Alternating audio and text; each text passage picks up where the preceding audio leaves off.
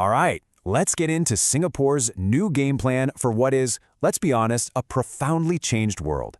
We're looking at their 2026 budget, but this isn't just a spreadsheet with numbers. It's really a blueprint for the future. Right from the start, the Prime Minister isn't mincing words. He's talking about that long stretch of relative peace and global cooperation, the world that a lot of us really grew up in. And his message is crystal clear. That world, well, it's over. So, what's replaced it?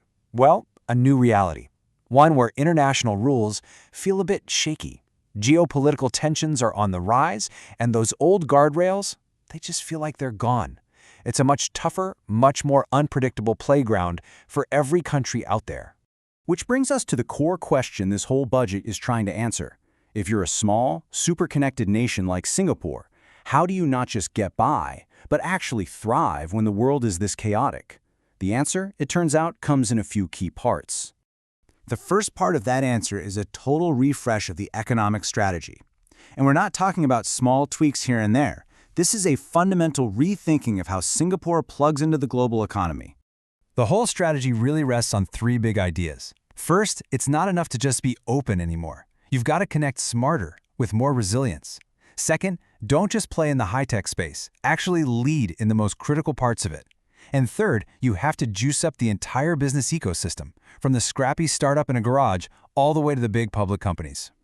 Take semiconductors, for instance. Singapore is doubling down on this incredibly complex field called advanced packaging.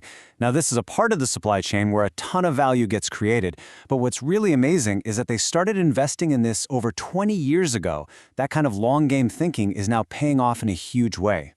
And to pour some serious fuel on that fire, the government is committing a massive $37 billion to its big plan for research and innovation.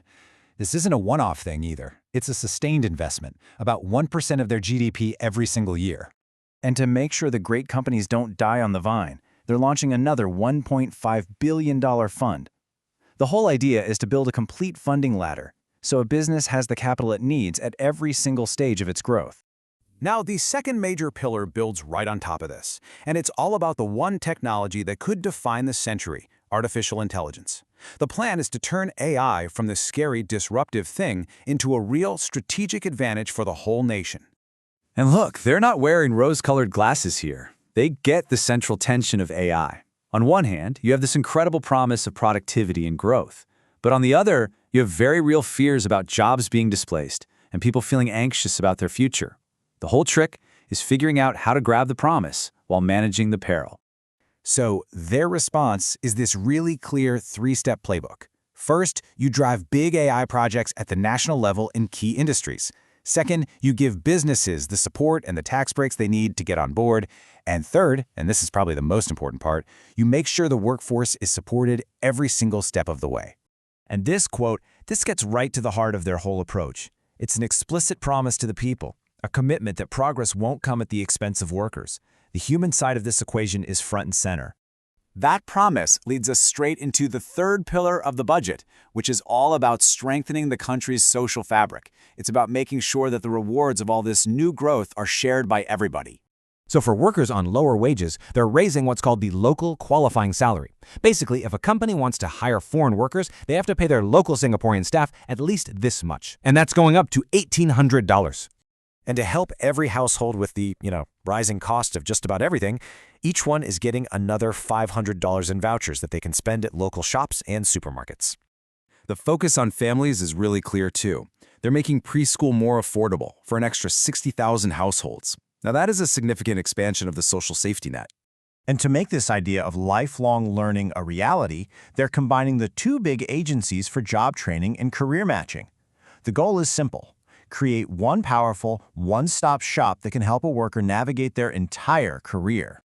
Okay, so you have all these ambitious plans for the economy, for AI, for society, but all of it has to rest on a solid foundation. And that's the final piece, securing the nation's future for the long haul. So, what does that mean? It means keeping defense spending steady. It means seriously beefing up cybersecurity. It means continuing to invest in climate resilience. And, crucially, it means doing it all with a disciplined, balanced budget so you're not leaving a mess for the next generation. But as the Prime Minister wraps everything up, he makes it clear that the real strategy, The secret sauce isn't something you can just write down in a policy paper or a budget document. It's something much deeper. And here it is. The success of this entire vision comes down to the shared effort of every single citizen. Nation building, as they say, is not a spectator sport. It relies on everyone pulling in the same direction. And that leaves us with this one big question to chew on. As the world gets more and more divided, maybe the most powerful, the most resilient, the ultimate strategic advantage any country can have is simply its own unity.